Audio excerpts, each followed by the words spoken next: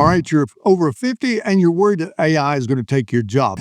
Now, these 5 roles don't need a degree and offer a clear path to stable income. Let's dive in before somebody else takes your spot. So let's start with the patient service representative. You're the calm front door of a clinic or hospital, but you're going to be doing it remotely. You answer calls, schedule appointments, verify insurance, update records, that sort of thing. Let's face it, when someone's scared or confused about their insurance or their situation's messy, they want a human, not some automated voice on the line. Most remote patient service reps earn between $17 to $23 an hour, or roughly $35,000 to $48,000 a year. Of course, here's what you're going to need: a high school diploma or equivalent. You're going to be comfortable with a computer, have basic typing skills, and a willingness to learn the scheduling system.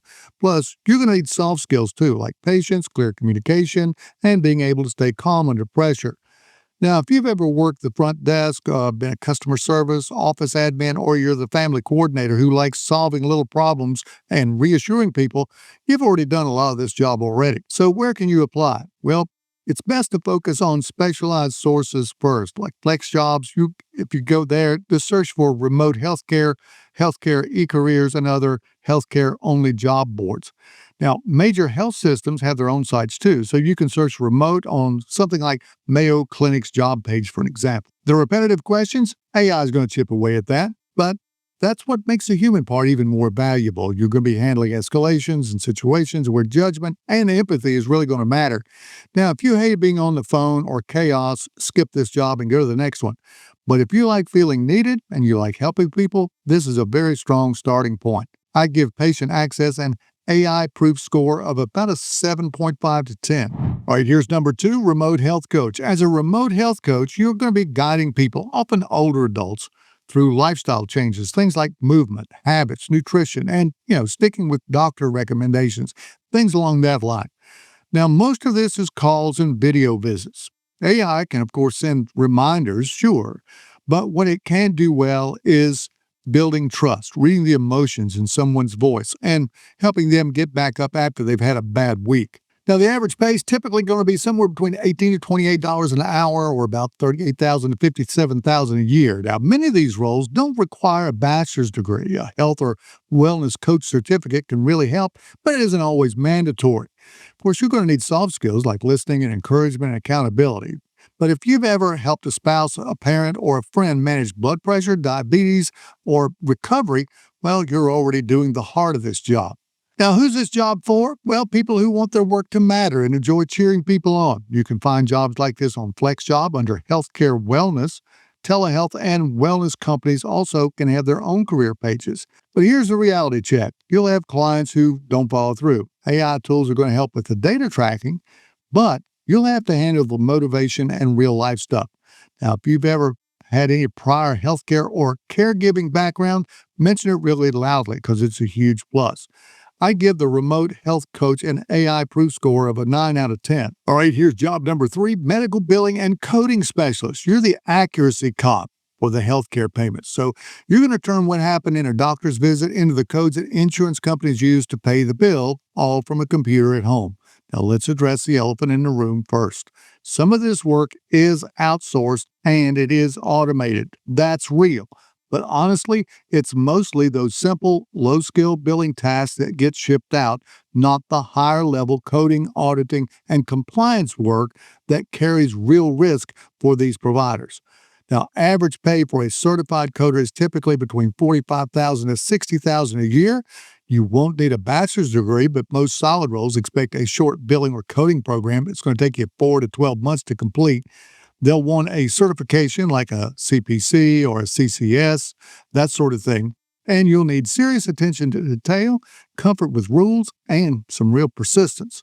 Now, this job is for you if you like quiet, focused work. You're naturally good at following the procedures, and you get satisfaction from making sure that the money trail is correct.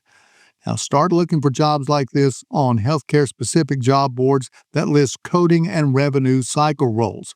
Career websites of U.S.-based revenue cycle management companies and healthcare systems might have those as well. Now, here's the straight talk. The cheapest data entry billing work is under pressure. The roles holding strong are going to be those focusing on complex coding, compliance, and fixing denials. So You want to be the certified professional who checks the AI and manages risk. That's because that's the part that's hardest to ship overseas and most valuable to keep in house for these companies. If you can stomach a focus certificate and like being the accuracy cop, this is still a very viable remote healthcare job. I give medical billing and coding an AI proof score of about an 8 out of 10. All right, next up is a telehealth or digital health support specialist. So, what do they do? Well, you help patients and providers use telehealth platforms and tools. Now, this means that you're going to be logging into video visits, setting up devices, and walking non technical people through each step. So, when someone's blood pressure device won't connect and their appointment starts in 3 minutes, they want to talk to a human who can solve problems right now. The average pay is often between $40,000 to $60,000 a year. Most entry level roles don't require a degree. You need to be comfortable with basic tech, video calls, and troubleshooting. And you need patience and the ability to give clear step by step explanations. Now, if you've ever walked a friend or parent through tech issues, you've done a version of this already. This is a fit for you if you like tech, you're really comfortable with tech, you enjoy helping people feel less stupid around technology, and you like to solve problems. It'd be perfect for you.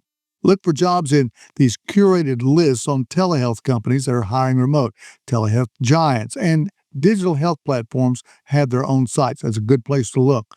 So, what's the reality check on this one? Well, you're going to have to deal with bad Wi Fi, frozen screens, humans that need real help for real world setups and reassurance. So, if you like to be the tech whisperer, it's a strong growing lane. I'd give the telehealth support an AI proof score of about an 8.5 out of 10. Okay, quick check in here.